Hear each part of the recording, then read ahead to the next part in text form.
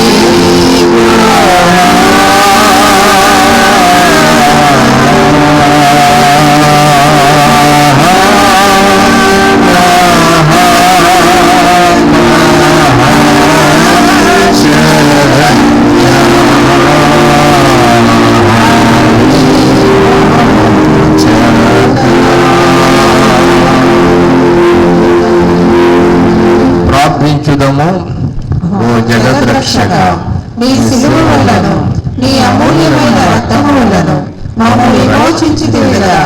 ఓ ప్రభువా, మమ్ము రక్షించి మాకు సహాయం చేయమని నిన్ను వేడుకొనుచున్నాము. ఆమేన్. దయచేసి కూర్చోండి. ప్రభు సిలువలో పలికిన 5వ మాట యోహాను సువార్త 19వ అధ్యాయము 28వ వచనం.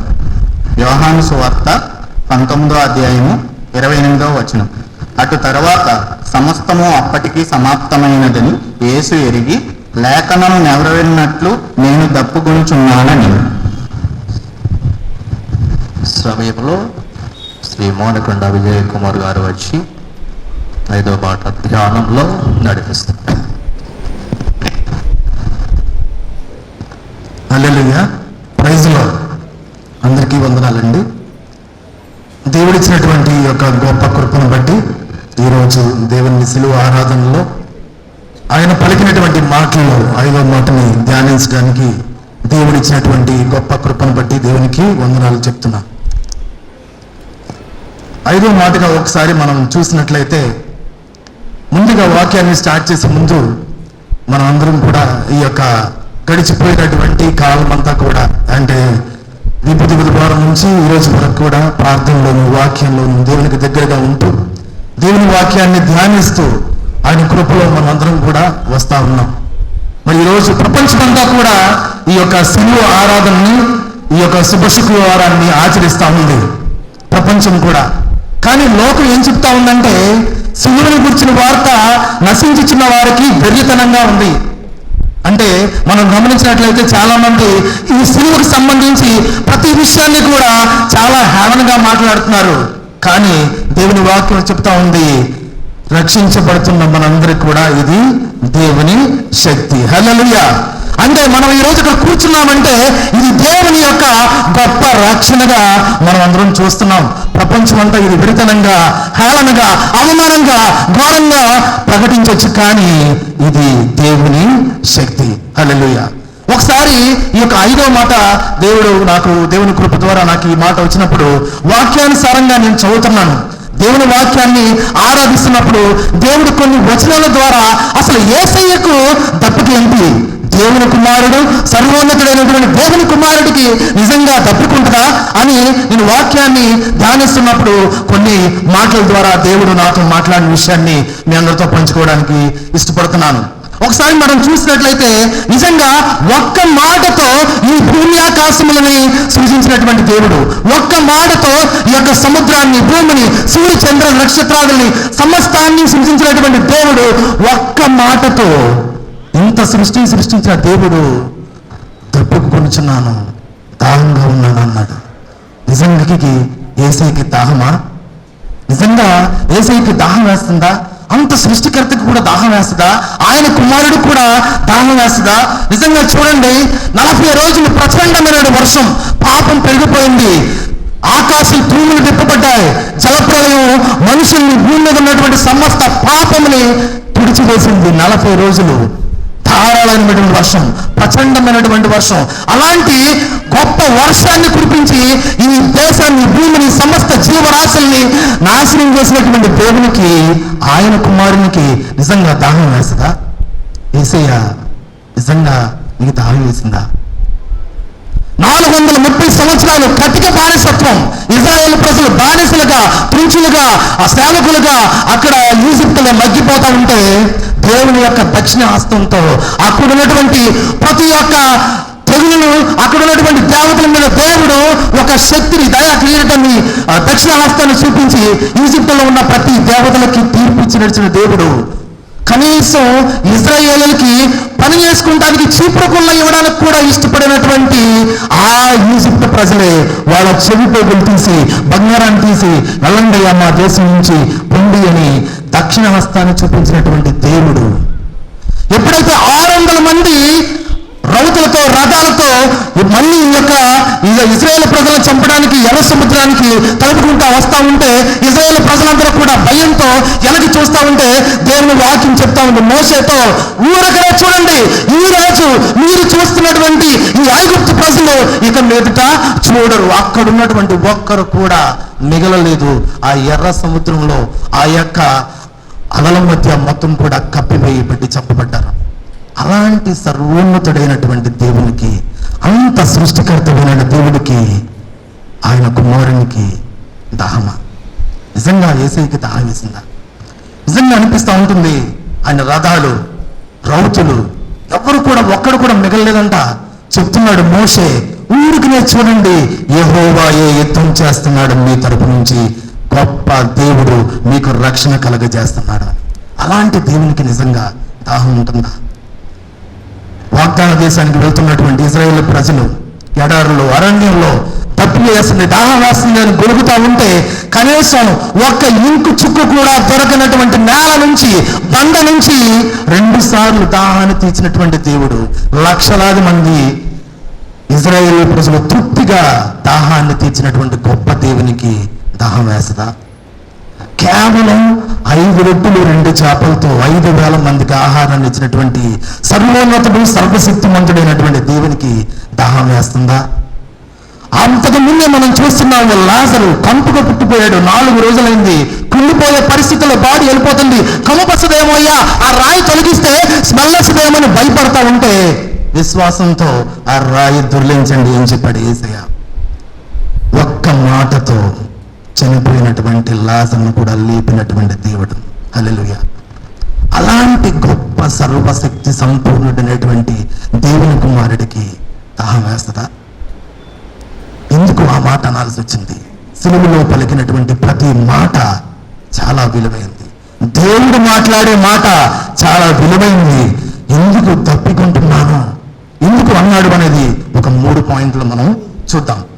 నాకు ఈ అనడానికి ప్రధానమైన కారణాన్ని మనం గమనించినట్లయితే, క్రీస్తు పుట్టిన దగ్గర నుంచి చనిపోయి పునరుత్థానం అయినటువంటి ప్రతి సంఘటన వరకు కూడా లేఖనములు నెరవేర్చడం కోసమే.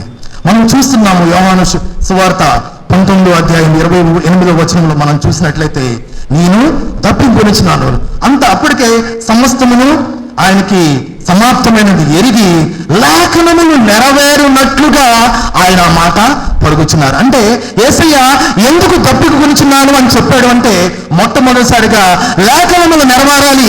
ఏవైతే ప్రవక్తలు మెస్సయ్య గురించి మాట్లాడారో, ఎవరైతే ప్రవక్తలు లోక రక్షకుడి గురించి, రక్షణ గురించి మాట్లాడారో, ప్రతి వచనం కూడా ఒక్క పొల్లు కూడా పోకుండా ప్రవచన నెరవేర్పు జరగాలి. అంటే నిజంగా ఊహించండి, దావీదు కీర్తనకారుడు రాస్తున్నాడు, 1000 సంవత్సరాల క్రితం, అసలు యేసయ్య ఎవరో తెలియని క్రితం, యేసయ్య సిలువలో చనిపోతాడు, రక్షించబడతాడు, నల్లగొట్టబడతాడు అని చెప్పేసి ఎన్నో ప్రవచనాలు కూడా రాయబడ్డాయి. ఉదాహరణకు మనం చూసినట్లయితే కీర్తనలు 69వ కీర్తన మనం చూసినట్లయితే, చేదును నాకు ఆహారంగా ఇచ్చారు, నాకు దప్పికున్నప్పుడు నాకు చిరకాని త్రాగనిచ్చారు. దావీదు రాస్తున్నాడండి, ఆత్మపూర్ణుడై పవిత్రాత్మ శక్తితో 1000 సంవత్సరాల క్రితమే యేసయ్య రాకముందే ఆయన ప్రవచించినటువంటి ప్రవచనం, నేను దాహంగా ఉన్నప్పుడు నాకు చేదు చిరకనిస్తారు, నేను తప్పికున్నప్పుడు నాకు చిరకాని త్రాగినిస్తారు అని. అంతేకాదు కీర్తనలు 22వ కీర్తన 15వ వచనం కూడా మనం చూసినట్లయితే, నా నాలుక నా దవడలకు అంటుకుంటున్నది అని దావీదు కీర్తనలో మనం చూస్తున్నాం. అంతేకాదు యెషయా కూడా 1500 సంవత్సరాల క్రితమే ప్రవచించినటువంటి 53వ ప్రవచనం 5వ వచనం మనం చూసినట్లయితే, మన అతిక్రమం బట్టి ఆయన నల్లగొట్టబడతాడు అని. అంటే సిలువలో పలికినటువంటి ప్రతి మాట కూడా దేవుని యొక్క ప్రవచనం. అంటే యేసయ్య ప్రవచనాన్ని నెరవేర్చే దేవుడిగా ఉన్నాడు. దేవుడు పరిశుద్ధాత్మ ద్వారా ఏదైతే వాక్యాన్ని ఇచ్చాడో ఆ వాక్యం ప్రతి మాట కూడా ఆయన నెరవేర్చే ఉద్దేశంతో ఆయన చెబుతున్న మాట ఏంటంటే, నేను తప్పికొనుచున్నాను అని. మనం గుర్తుంచుకోవాలి, సిలువలో మాట్లాడినటువంటి ప్రతి మాట ప్రవచన నెరవేర్పే, దేవుని పని, దేవుని కార్యము. అందుకే ఆయన చెప్పిన మాట మొదటి పాయింట్ ఏంటంటే, ఆయన ప్రవచనాన్ని నెరవేర్చే దేవుడు.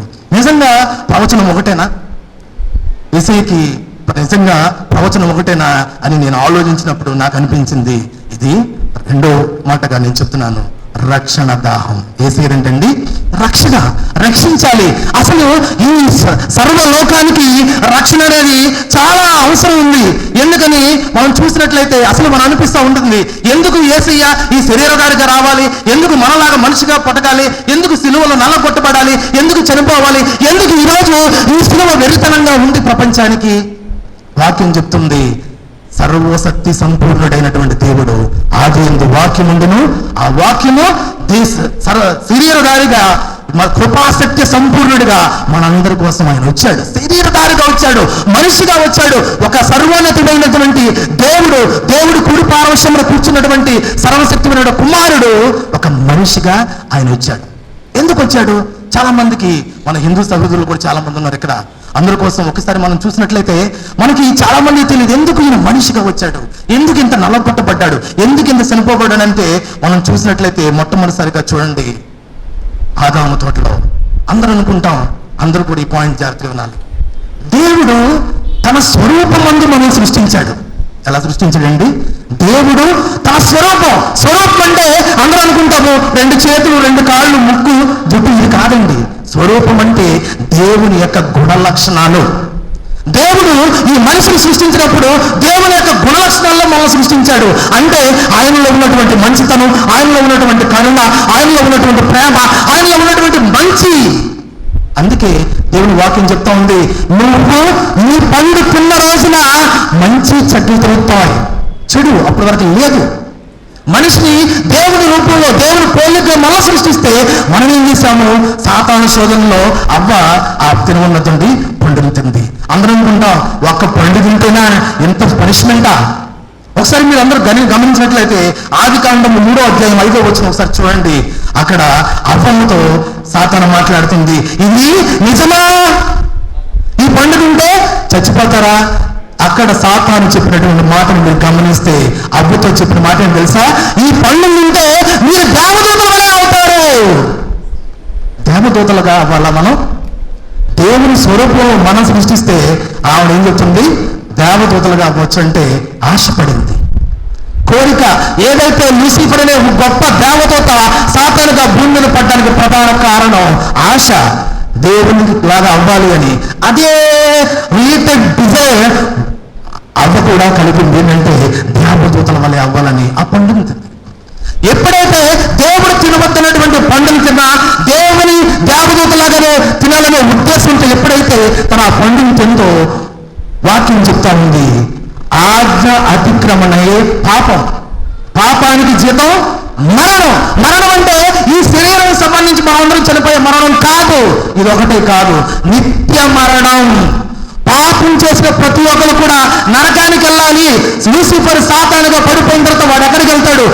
వాడి సైన్యం మొత్తం కూడా నరకానికి వెళ్తారు. అసలు నరకాన్ని దేవుడు సృష్టించిందే సాతాను కోసం.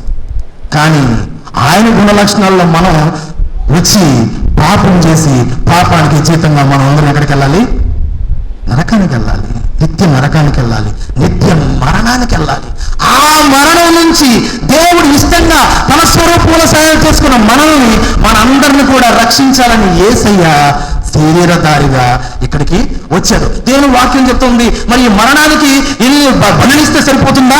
యజ్ఞాలు ఇస్తే సరిపోతుందా? హోమాలు చేస్తుంటే చాలా మంది అనుకుంటారు మనం ముందులా జరిగింది, వెళ్ళి మునిగితే మన పాపాలు పోతాయని. పవండి, ఇప్పుడు మనం పాస్కా బలి ఒక గొర్రెను తీసుకొచ్చి పాస్కా బలి వధించి మన ఇంటికి గౌరవ బంధాలకి రక్తం చూపిస్తే పోతుందా? పోదండి. పాప పరిహారానికి బలి అర్పిస్తే పోతుందా? ఏం పోదండి. ఇప్పుడు క్రీస్తు యేసు రక్తమును మనం ఒప్పుకుంటే తప్ప మన పాపములు పోవవు. అందుకే దేవుని వాక్యం చెప్తూ ఉంది.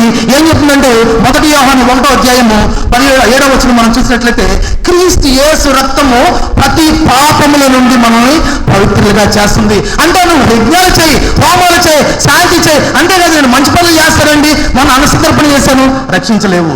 మన ఆజ్ఞలని మనం అందరం ఎంత చేసినా కానీ దేవుని వాక్యం చెప్తా ఉంది, నీ నీతిని బట్టి మన నీతి క్రియలను బట్టి మనం దేవుని చేరుకోలేము. కేవలము ఆయన కృప ద్వారా ఆయన రక్తం మనం ఒప్పుకున్నప్పుడే మనందరం నిత్య నరకానికి వెళ్ళాల్సినటువంటి మనల్ని యేసయ్య మనందరి తరపు నుంచి ఆయన ప్రతినిధిగా మనందరి పాపంలో ఆయన మీద వేసుకుని. అందుకే మీరు చూడండి, బాప్తిజం ఇచ్చి యోహాను యేసయ్యకి బాప్తిజం ఇచ్చి వెళ్తున్నప్పుడు చెప్తున్నట్టు మాటలు మీరు గుర్తుపెట్టుకున్నారు లేదో, అదిగో లోకములు పాపంలో మోసుకొని పోయే గొర్రె పిల్ల. అంటే ప్రపంచంలో ఉన్నటువంటి ఈ సర్వ మానవాళి పాపములు ఆయన మీద మోపబడ్డాయి. ఆయన మోసుకుని ఆ సిలువలో వెళ్తున్నాడు. ఈ కార్యం జరగకూడదని, ఈ సంఘటన జరగకూడదని యేసయ్య ఎంతో శోధించినటువంటి సాతాను మనం చూస్తున్నాం. గెత్సేమనే తోటలో అదే సాతాను, ఆ రోజు ఏదైనా తోటలో అపవాదిని మోసం చేసినటువంటి సాతాను ఇక్కడ యేసయ్య దగ్గరికి వచ్చి చెవులో మాట్లాడే మాటలు తెలుసా? ఏంటిది? ఇది చిన్న విషయం అనుకున్నావా? ఇంత ప్రజల పాపాలను వేయడం అంటే అంత ఈజీ అనుకున్నావా? ఇప్పటి వరకు ఎవరైనా చేశారా? ఇది ఒక కమెంట్ రాస్తున్నాడు, ఎప్పుడన్నా ఈ కార్యం చేశారు ఎవరన్నా? అంత ధైర్యం ఉందా? నువ్వు చేయగలవా? అసలు సిలువ మరణం అంటే ఇంకా తెలుసా నీకు అని ఎంతో శోధిస్తా ఉంటే ఆయన తండ్రితో చేసినటువంటి ప్రార్థనకి ప్రయాసపడి చేసినటువంటి ప్రార్థనకి ఆయన చెమట కూడా రక్తంగా మారింది. ఎంత గొప్ప విషయం అంటే ఆయన మరణం, ఈయనలో ఏ పాపము నాకు కనిపించలేదు అంటూనే ఆయనకి మరణ శిక్ష విధించారు. రాత్రికి రాత్రి 6 సార్లు అన్యాయపు తీర్పు అందించారు. అసలు ఎంత భయంకరమైనటువంటి విషయం అంటే ఆయనకి ఇచ్చినటువంటి శిలువ మరణం ఏ క్షణమైనా సాతానుకి లొంగి ఆ శిలువ మరణం నుంచి యేసయ్య ఒక మనిషిగా నరరూపుడుగా పక్కకు పోతాడేమో అని పక్కనే గుంటనక్కల్లా కూర్చున్నటువంటి సాతాను ఎన్ని విధాలుగా అక్కడ ఉన్నటువంటి పరిస్థితులు చూసిందంటే మీ అందరూ గుర్తు చేయాలని ఆశపడుతున్నాను. 39 కొడారడ దెబ్బలు. అంటే ఈ యొక్క కొరడా దెబ్బల గురించి నేను గూగుల్లో కొన్ని విషయాలు నేను సేకరించినప్పుడు నాకు అనిపించింది, నిజంగా ఇంత భయంకరమా ఈ కొరడా దెబ్బలు? ఇంత భయంకరమా అంటే ఒక చర్మానికి లాస్ట్ కొసల్ని చివరి 6 రకాల ఎడ్జెస్ వస్తాయి. ఆ ప్రతి కొసలు కూడా ఇనుప ముక్కలు కానీ ఎముకలు, ఎండిపోయిన ఎముకలు కానీ పొదినటువంటి వాటిని పెట్టి ఒక్కసారిగా ఒక మనిషిని ఇలా కొడితే మాంసాన్ని ఒంటిలో ఉన్నటువంటి నరాలను కూడా తెంపుకొని బయటకు వచ్చేసేటువంటి భయంకరమైనటువంటి కొరడా దెబ్బలు. ఆ కొరడా దెబ్బలు తిన్న గతంలో చాలా మంది అంట కనీసం ఆ దెబ్బలు తినలేక అక్కడే చచ్చిపోయారట. కనీసం ఆ దెబ్బలు తినలేక 2, 3, 5, 6, 7 దెబ్బలకి పిచ్చోళ్ళై పారిపోయారట చరిత్ర చెప్తుంది. కానీ యేసయ్య ఓపిక పట్టాడు. ఆ యొక్క కొరడా దెబ్బల్ని ఆయన తీసుకున్నారు. మనందరికీ తెలుసు, ప్యాషన్ ఆఫ్ క్రైస్ట్ అని చాలా మంది మూవీస్ చూసుండొచ్చు. అందులో ఆ డైరెక్టర్ ఉన్నారు మెల్ గిబ్సన్ అని. ఆయన ఈ సన్నివేశాన్ని, ఈ క్రీస్తు సమయం చాలా బాగా తీద్దాము, ప్రపంచం వాళ్ళకి చూపిద్దామని అక్కడ ఉన్నటువంటి హీరోని పెట్టి, జీసస్ క్రైస్ట్ క్యారెక్టర్ ని జిమ్ క్యావిన్ పెట్టి తీస్తా ఉంటే, ఆయన చర్మానికి బదులు ఒక ఆర్టిఫిషియల్ స్కిన్ పెట్టి ఆ సీన్ తీస్తా ఉంటే, ఆ కొరడ దెబ్బ ఆ కొట్టే క్రమంలో జస్ట్ మిస్ అయ్యి ఒక ఇంచెల్ని ఆయన రిబ్స్ దగ్గర, డొక్క దగ్గర చీల్చేసిందంట. 13 కుట్లు పడ్డాయి. ఆయన హాస్పిటల్లో పెడితే డైరెక్టర్ తో అన్నాడు జేమ్స్ గిబ్స్ తో, ఆయన ఏంటండి ఎంత బాధ, యేసయ్య ఇంత నరకం చూశాడా, ఒక్క దెబ్బ కూడా తట్టుకోలేకపోయినంటే ఆ డైరెక్టర్ చెప్పిన మాట, యేసయ్య అనుభవించిన కష్టంలో నేను చూపించేది 1%, 99% ఆయన ఇంకా నల్లగొట్టబడ్డాడు, రిక్తుడుగా ఎంచబడ్డాడు అని. నిజంగా ఆ మాట చెప్పగానే ఆ జేమ్స్ క్యారెక్టర్ ఎవరైతే చేశారో, జీసస్ క్రైస్ట్ క్యారెక్టర్ చేసిన అతను మంచం మీద దిగి మోకాళ్ళుని యేసయ్యని సొంత రక్షకుడు ఒప్పుకున్నాడు. అంటే ఆ స్థలంలో మనం ఉండాలి. మన పాపానికి నిత్య నరకం, అక్కడికి వెళ్ళాలి. అక్కడి నుంచి తీర్చి రావడమే. ఆయన కొరడా దెబ్బలు తిన్నారు. అంతేకాదు ముళ్ళ కిరీటం, 72 ముళ్ళు, చాలా భయంకరమైన ముళ్ళు. ఒక్కసారి నెత్తి మీద పెట్టి బ్రహ్మాంతంగా నొక్కితే ఆ రక్తం కారుతా ఉంటే, కళ్ళల్లోంచి రక్తం కారుతా ఉంటే, అక్కడ ఉన్నటువంటి సిపాయిలు హేళన చేస్తూ, కళ్ళు తెరవలేని పరిస్థితిలో వెనకాల నుంచి కొడుతూ మాట్లాడుతున్నారు. ఎందుకు కొట్టిన వాడెవడో ప్రవచించు, నువ్వు ప్రవచనాలు చెప్తావుగా, హేళన చేస్తున్నారు. అంతేకాదు సిలువు బరువు 136 కేజీలు ప్రయాసమటం బారును పట్టుకుని ఆయన కోల్కతా కొండ వరకు వెళ్ళారు. మేకులు 7 ఇంచెస్ బలమైనటువంటి మేకుల్ని ఆయనకు తున్నారు. ఆయన సిలువను ఎత్తుకొని అడుగు కూడా వేయలేనటువంటి అంత బరువుతో 1.5 కిలోమీటర్ల నడిచారు. 6 గంటలకు సిలువ వేస్తే 3 గంటల వరకు ఆయన ఎంతో ప్రయాసతో ఈ సిలువ మరణ ప్రయాణంలో ఆయన ఎక్కడా కూడా ఒక్క అడుగు కూడా వెనక్కి లేదు. సాతానికి ఒక్క అవకాశం కూడా ఇవ్వలేదు. అంత గొప్ప దేవుడు ఆయన మనందరి కోసం ఆయన సిలువలో చనిపోయి మన నిత్య నరకంలో కాలకుండా రక్షించడం కోసం దేవుని ప్రేమ ఆయన కుమారుణ్ణి బలిచింది. అందుకే యేసయ్యది రక్షణ దాహం, ఆ రక్షణ ఆయన ఇచ్చేశారు. అందుకే అలాంటి రక్షణ మనందరికీ ఉంది. 3వ పాయింట్, చివరి పాయింట్గా మనం చూసినట్లయితే ఆయన ఉన్నటువంటి దాహం ఆత్మల దాహం. ఏంటండి?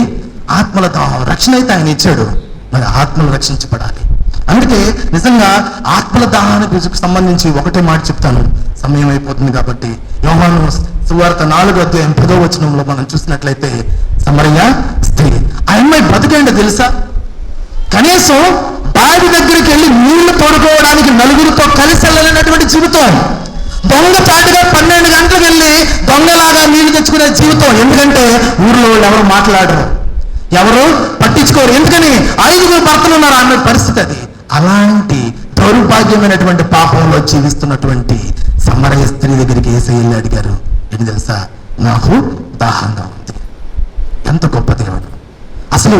ఆ అంటుంది, అదేంటి యేసయ్య, మీరు మా సమరయులతో మాట్లాడరు కదా, మాతో మీ సాంగత్యం లేదు కదా, నన్ను నీళ్ళు అడుగుతున్నావు ఏంటి అంటే, ఆయన చెప్పాడు, నేను ఇచ్చే నీళ్లు జీవజలం, నేను ఇచ్చే నీళ్లు నిత్య జీవమైనటువంటి జీవజలము అని ఆయన చెప్తే, ఆ నిమిషమే ఆయన మెస్సీగా అంగీకరించింది. కొండను వదిలేసి పరిగెట్టుకుంటూ పారిపోయి వెళ్ళి ఊరిలో ఉన్నటువంటి జనాలందరినీ తీసుకొచ్చింది. ఆ రోజు యేసయ్య వాళ్ళతో 2 రోజులు ఉన్నారు. ఊరు మొత్తం కూడా రక్షించబడింది. అంటే అంత దీనస్థితిలో, అంత దరిద్రమైనటువంటి బ్రతుకుతున్నటువంటి సమరయ్యకు కూడా ఆయన రక్షణ ఇచ్చాడు. రక్షణ అందరికీ, ఆయన రక్షణ అందరికీ. నిజంగా అలాంటి లోకరక్షకుడు సిలువలో దాహం దాహం అంటుంటే శరీరంగా ఆయన వచ్చాడు కాబట్టి దాహం వేసింది. కానీ ఆయన దాహం ఆత్మల దాహం. ఈ దాహాన్ని గుర్తించినటువంటి అనేక మంది హతసాక్షులు పరిగెట్టారు, సువార్త కోసం పరిగెట్టారు. ఈ రోజు ఊరిలోకి వెళ్ళి సువార్త చేస్తున్నా, కళ్ళాపు నీళ్ళు కొడుతున్నా కానీ వెనకడుగు వేయట్లేదు. ఏంటి తెలుసా? ఆ రక్షణ నీకు అందాలని. నువ్వు నిత్య నరకానికి పోకూడదు, నువ్వు కూడా దేవుని రాజ్యంలో చేర్చబడాలని ఆ రోజు నేను చెప్తున్నాను. అనేక మంది హతసాక్షి జీవితాన్ని వదులుకున్నారు. అందుకే మనం చూసినట్లయితే మార్కు శుభవార్త, యేసయ్య మొట్టమొదటిసారిగా అన్నటువంటి మాట పరిచర్యలో, మార్కు శుభవార్త 1వ అధ్యాయం 15వ వచనం చూసినట్లయితే, పరలోక రాజ్యము సమీపించి ఉన్నది, మారు మనసు పొంది పశ్చాత్తాపడండి. పశ్చాత్తాపడండి, మారు మనసు ఉండాలి. క్రైస్తవులుగా మనం చేయాల్సింది ఏం లేదు. ఏం తెలుసా? ఆయన రక్తాన్ని ఒప్పుకొని, అయ్యా నేను చేసినటువంటి ఈ పాపానికి నిజంగా పాపం నేను ఎక్కడ చేశాను, ఆదామవ్వ చేసింది కదంటే ఆ లక్షణాలు ఏవైతే మనం తెచ్చుకున్నామో, పాపం వల్ల మన జీవితంలో ఎన్ని లక్షణాలతో వచ్చాయో మన ఆలోచనలు మారిపోయాయి, మన విధానం మారిపోయింది. పాపం నిజంగా మీరు ఆలోచించండి. దాని తర్వాత ఇమ్మీడియట్ గా కయ్యని చంపేస్తున్నాడు హేబెల్ని చంపేస్తున్నాడు, సొంత తమ్ముణ్ణి. మీరు ఎదురికి వెళ్ళి చదువుతున్న కొలికి మీకు తెలుస్తుంది. ఏం తెలుసా, అతను లెమకులారా ఓ ఆదా ఓ పిస్తల్లా లెమకు భార్యతో చెప్తున్నాడు. ఏమని తెలుసా, ఓ ఆదా ఓ సిల్లా, చూడండి నన్ను జస్ట్ గాయపరిచినందుకే ఒకడిని చంపేశాను, ఒకడు దెబ్బ కొట్టినందుకే వాడిని నేను చంపేశాను. పాపం అలా వస్తూ ఉంది. ఈరోజు చూడండి పాపం ఎలా ఉందంటే, మన రీసెంట్గా వార్తలు చదువుతుంటే ఎంత భయంకరమైన విషయం అంటే, సొంత తల్లి తన 3 బిడ్డలను చంపుకుంటుంది. పాపం. అంతేకాదు సొంత భార్య ప్రెగ్నెంట్ గా ఉండి పొద్దున్నే హాస్పిటల్ తీసుకెళ్లి డెలివరీ చేయాల్సి హాస్పిటల్లో జాయిన్ అయ్యాలంటే రాత్రే పిల్లు తీసి ముక్కు మూసేసి గాలాడకుండా చంపేస్తారు. పోలీస్ ఇన్వెస్టిగేషన్ లో అతను అడుగుతున్నారు, ఏమైనా నువ్వు చంపుతుంటే మీ భార్య ఏం చేస్తుందంటే, కనీసం ఆమె బ్రతికటించలేకపోయిందంట. బలం లేదు, 9 నెలల నిండు గర్భిణి, గాలి పీల్చుకోవడమే కష్టం. అలాంటి దాన్ని చూస్తూ ముక్కు మూసి చంపేశాడు. పాపం. ఈరోజు మన నీతి క్రియల వల్ల మనం దేవుని చేరుకోలేము, మన యొక్క ఆజ్ఞలు అవలంబించడం వల్ల చేరుకోలేము. కానీ మనలో ఉన్నటువంటి పాపాన్ని తీయగలిగింది క్రీస్తు యేసు రక్తమే. ఆయన పాపం మాత్రమే మనల్ని పవిత్రంగా చేస్తుంది. ఆయన రక్తంలో కడగబడి పరిశుద్ధులుగా ఎంచబడి, అందుకే పౌలు గారు అంటున్నారు, నేను నా పరుగు కడముట్టించి నా యొక్క విశ్వాసాన్ని కాపాడుకుంటుంది. క్రైస్తవులుగా మన విశ్వాసం కాపాడుకోవాలి. అలాంటి గొప్ప సువార్తని తెలియనటువంటి అన్ని జనులకు కూడా అందించాలి. ఆయన దాహం, ఆత్మల దాహం, ఆయన దాహం, రక్షణ దాహం, ఈ 2 మనం తెలుసుకొని ఈ సువార్తను అందించాలని, దేవుడు ఇచ్చినటువంటి చిన్న వాక్యాన్ని దీవించాలని, ఈ అవకాశాన్ని ఇచ్చినటువంటి దేవాది దేవునికి, అదేవిధంగా మన సంఘ కాపరి పిన్నబాబయ్య గారికి, చిన్నయ్య గారికి, సంఘ పెద్దలందరికీ తెలియజేస్తూ ఈ యొక్క వాక్యాన్ని ముగిస్తున్నాను. ధన్యవాదాలు.